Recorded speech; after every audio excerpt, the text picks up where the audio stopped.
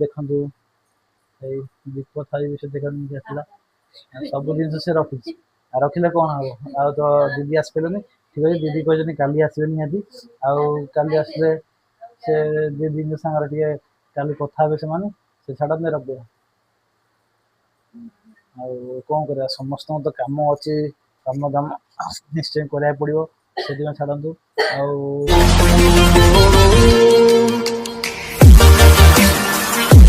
ନମସ୍କାର, ଜୟ ଜଗନ୍ନାଥ। ପୁଣି ଏକ ନୂଆ ବ୍ଲଗକୁ ଆପଣମାନଙ୍କୁ ସ୍ୱାଗତ। ବର୍ତ୍ତମାନ ପାଇଁ ଦେଖନ୍ତୁ ଆମ ଝିଅ ବହୁତ ମନୋଯୋଗ କରିଛି, କାରଣ ତାଙ୍କ ଯୋଉ ଟିଉସନ ଦିଦି ଆସିବା କଥା ଆଜି ହେଲା ଯୋଉ ଟିଚର୍ସ ଡେ, ଆଉ ସେ ପୂଜା ଆଉ ସେଥିପାଇଁ ମୋ ଝିଅ ମନ ବହୁତ ଦୁଃଖ ଆଜି। ସେଠି ଗୁରୁ ସେ ଟିକେ ମାନେ ତାଙ୍କ ଦିଦି ପୂଜା କରିପାରିଲାନି।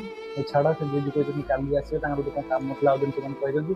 ଆଉ ଦେଖନ୍ତୁ ମୋ ଝିଅ ଆଜି, ଆପଣ ଦେଖୁଛି ମୋ ଝିଅ ଆଜି କେମିତି ସଜେଇକି କରିଥିଲା, ମାନେ ବେଲୁନ ଫେଲୁନ ଲଗେଇଥିଲା।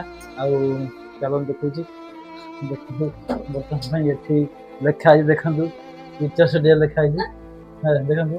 ଆଉ ବର୍ତ୍ତମାନ ପାଇଁ ଆଉ ତ ସାର୍ ତ ଆଜି ଦିଦି ଆସିପାରିଲାନି, ସେଥିପାଇଁ ସବୁ ଜିନିଷ ସଜା ସଜି ରହିଲା।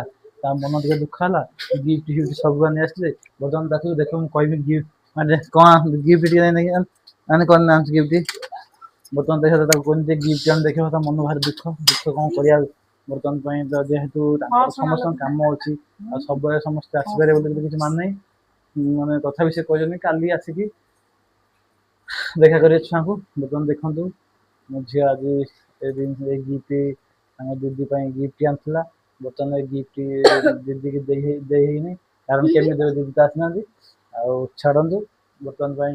ଆଉ କଣ କହିବି, ଛାଡନ୍ତୁ। ତାପରେ ଯାହା ମନ ଦୁଃଖ ହେଲା, ମୋର ବି ଟିକେ ମନ ଦୁଃଖ ହଉଛି, କାରଣ ସବୁ ବର୍ଷ ସେ ପୂଜା କରେ।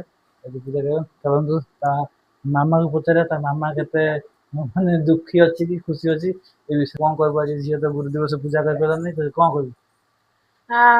ଝିଅର ବି ଭାରି ମନ ଦୁଃଖ, ମୋର ବି ଭାରି ମନ ଦୁଃଖ। ଆଜି ଗୁରୁ ଦିବସରେ ଗୁରୁକୁ ପୂଜା କରିଥିଲେ, ତା ମନ ଟିକେ ଖୁସି ହେଇଥାନ୍ତା। ଆଉ ବର୍ଷରେ ଥରେ ଗୁରୁ ଦିବସ ପଡିଥାଏ, ସେ ଛୁଆ ମାନେ ପିଲା ଯଦି ଗୁରୁ ପୂଜା ଟିକେ ନ କଲେ ତାଙ୍କ ପାଠ ପଢା ଆଗକୁ ବଢି ହବନି।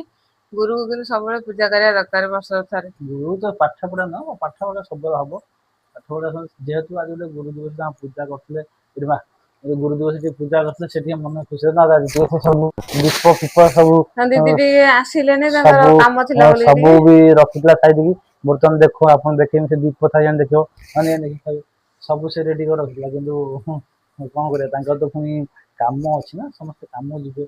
ଦେଖନ୍ତୁ ସିଏ ବି ଏଟା ବି ଦେଖନ୍ତୁ, ଏଇ ଦୀପ ଥାଳି ବିଷୟ ଦେଖନ୍ତୁ ଆସିଲା ସବୁ ଜିନିଷ ସେ ରଖିଛି। ଆଉ ରଖିଲେ କଣ ହବ? ଆଉ ତ ଦିଦି ଆସିପାରିଲେନି, ଠିକ ଅଛି ଦିଦି କହିଛନ୍ତି କାଲି ଆସିବେ ନିହାତି। ଆଉ କାଲି ଆସିଲେ ସେ ଦିଦିଙ୍କ ସାଙ୍ଗରେ ଟିକେ କାଲି କଥା ହେବେ ସେମାନେ, ସେ ଛାଡନ୍ତେ ରଖିଦେବା। ଆଉ କଣ କରିବା, ସମସ୍ତଙ୍କ ତ କାମ ଅଛି, କାମ ଦାମ ନିଶ୍ଚୟ କରିବାକୁ ପଡିବ, ସେଥିପାଇଁ ଛାଡନ୍ତୁ।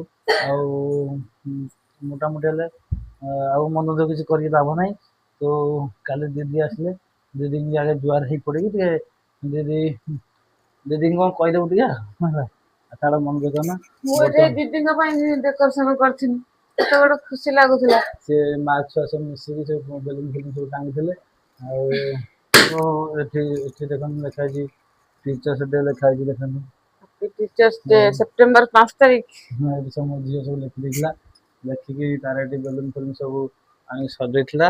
କିନ୍ତୁ କଣ କରାଯିବ, ତାଙ୍କ ଦିଦିର ତ କାମ ଅଛି, ଯାଇଥିଲେ ଅର୍ଜେଣ୍ଟ କାମରେ, ସେଥିପାଇଁ ଆସିବା ଡେରି ହେଇଗଲା। ଆଉ ଛାଡନ୍ତୁ, ମଣିଷ ଜୀବନ ମାତ୍ରାରେ ସମସ୍ତଙ୍କର କାମ ଅଛି, ତାକୁ ଆଗେ ନିଜର ପର୍ସନାଲ କାମ ଆଗେ ସାରିବାକୁ ପଡିବ। ଆଉ ଟିଚର୍ସ ଏ ବର୍ଷ ନ ହେଇପାରିଲା, ଆର ବର୍ଷ ବି ହେଇପାରିବ, କିଛି ମନ ଦୁଃଖ ନାହିଁ। ଆଉ ପିଲାମାନେ ପଢିବା ନିହାତି ଦରକାର, କିଛି ଅସୁବିଧା ନାହିଁ। ଆଉ ଚାଲନ୍ତୁ। ଆଉ ମୋ ଝିଅକୁ କଣ କହିବା, ଆଉ ଗୁରୁଙ୍କୁ ଖାଲି ପୂଜା କଲେ ଗୁରୁ କଣ କହୁଛୁ, ମନ ଦୁଃଖ ଅଛି ଟିକେ ଟିକେ ନା କଣ? ଟିକେ ଟିକେ ଛାଡ, ଆଜିର ବ୍ଲଗ ଟାକୁ ଏଇଠି ରଖୁଛୁ। ଆଉ ଆମ ବ୍ଲଗ ଟା କେମିତି ଲାଗିଲା ନିହାତି ଭାବରେ କମେଣ୍ଟ କରି ଜଣାଇବେ। ଆଉ କିଏ କିଏ ଏ ବର୍ଷ ଗୁରୁ ଦିବସ ପୂଜା ନ କରିପାରୁଛ, ନିହାତି କମେଣ୍ଟ ଭାବରେ ଜଣାଇବେ। ମୋ ଝିଅ ତ ଏ ବର୍ଷ କରିପାରିନି, ମନ ବହୁତ ତାର ଦୁଃଖ ହେଇକି ରହିଲା। ଛାଡ଼ନ୍ତୁ। ଆଉ ଆମ ଚ୍ୟାନେଲକୁ ଯିଏ ନୂଆ କରି ଆସିଛନ୍ତି, ନିହାତି ଭାବରେ ସବସ୍କ୍ରାଇବ କରିବେ, ଲାଇକ୍ କରିବେ, ସେୟାର କରିବେ, କମେଣ୍ଟ କରିବେ।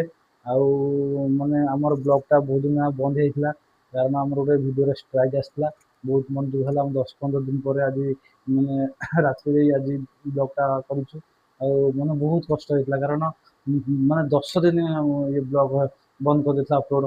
ଷ୍ଟ୍ରାଇକ୍ ଆସିଲା ମାନେ ଭାଇ 8-10 ଦିନ ତ ବନ୍ଦ ହେଇଯିବ ଅପଲୋଡ଼ କରିବା।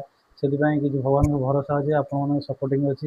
ଆମେ ନିଶ୍ଚୟ ଭିଡ଼ିଓ କରିମୁ ଆଉ ଆଗକୁ ବି ଆପଣଙ୍କ ସପୋର୍ଟରେ ଯେତେ ସପୋର୍ଟ ଆମକୁ ଦେବେ ଆମେ ସେଇ ଭାବରେ ଆମେ ଆଗକୁ ନିଶ୍ଚୟ ଯିବୁ। ଆଉ ବର୍ତ୍ତମାନ ଆମ ଭିଡ଼ିଓ ଏଇଠି ରଖୁଛୁ। ଜୟ ଜଗନ୍ନାଥ, ରହିଲି, ନମସ୍କାର, ଗୁଡ୍ ନାଇଟ୍, ଲଭ୍ ୟୁ।